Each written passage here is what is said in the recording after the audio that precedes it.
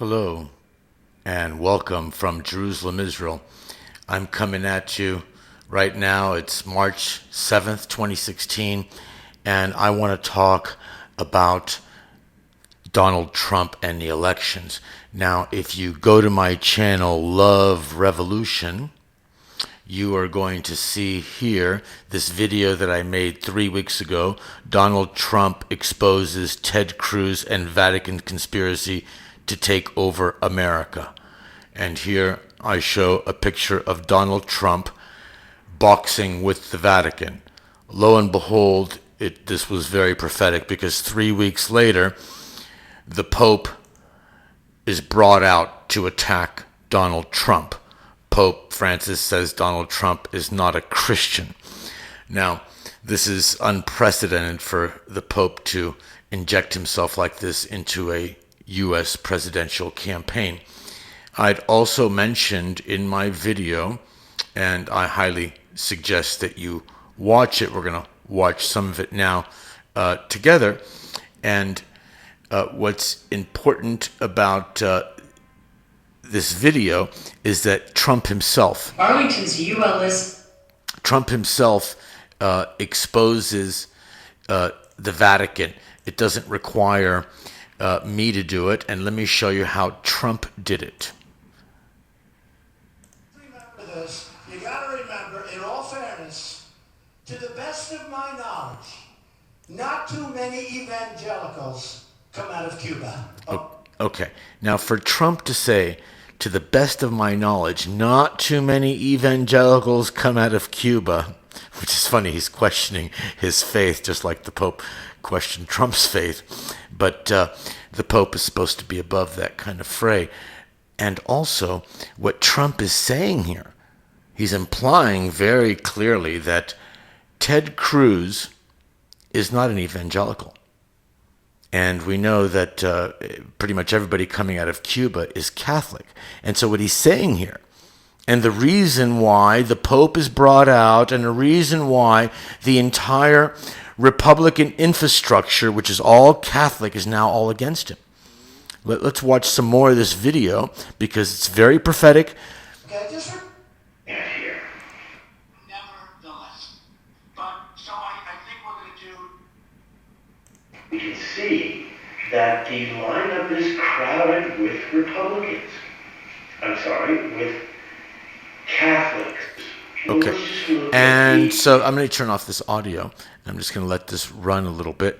And here I pointed out that the 2016 GOP field has a bumper crop of Catholic candidates. That's not me. That's, me connecting the dots from other newspapers. And funny enough, Jeb Bush converted to Catholicism.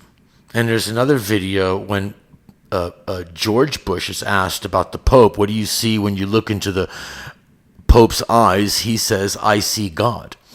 And so what seems to be happening here is that all these people really are working for the Vatican.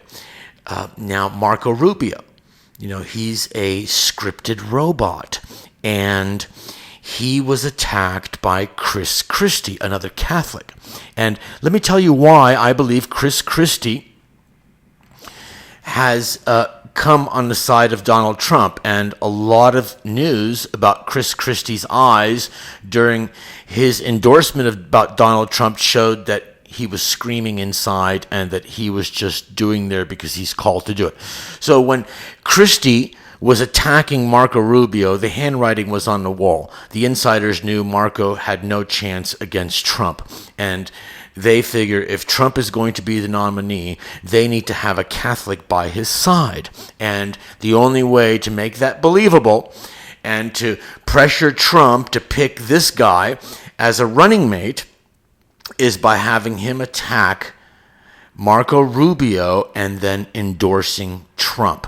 Now, this, I believe, is a Vatican tag team conspiracy, which, Marco probably doesn't know anything about, but they're, his funders, his handlers are controlling him. We know that. Let's face it. It is not Marco Rubio who came out of nowhere and began all this front runner status or being able to challenge for the Republican nomination out of nowhere, become senator out of nowhere, just like Barack Obama, a nobody becoming senator out of nowhere and then running for president.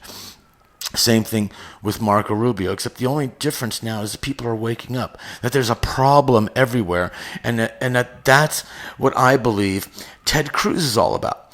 He is actually a sleeper Catholic candidate. He's a sleeper Catholic Vatican operative. And I'm not talking bad about the Catholic people. I know a lot of Catholic people, individuals, who some of them are my greatest supporters, who stood down at the trenches in front of abortion clinics and backed me in every way. And so I am saying that I'm talking about the Vatican infrastructure, and this is a game to bring down Donald Trump because he's not one of them. I'm not saying he's a believer. I'm not saying he's saved or anything like that, but I am implying that he's against the establishment and the establishment is against him. Now, I know one thing: we're not going to get any further in this world by voting for more establishment candidates. And if you look at, for instance, Paul Ryan, another Catholic, and I pointed out in my previous video, he's the head of the Speaker of the House. He just came out recently against Trump.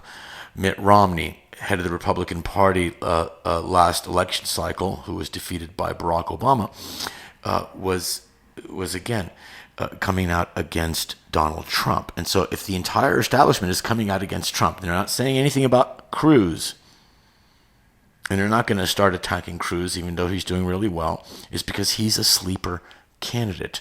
And Trump has pointed that out, and let's hear it one more time for the last time.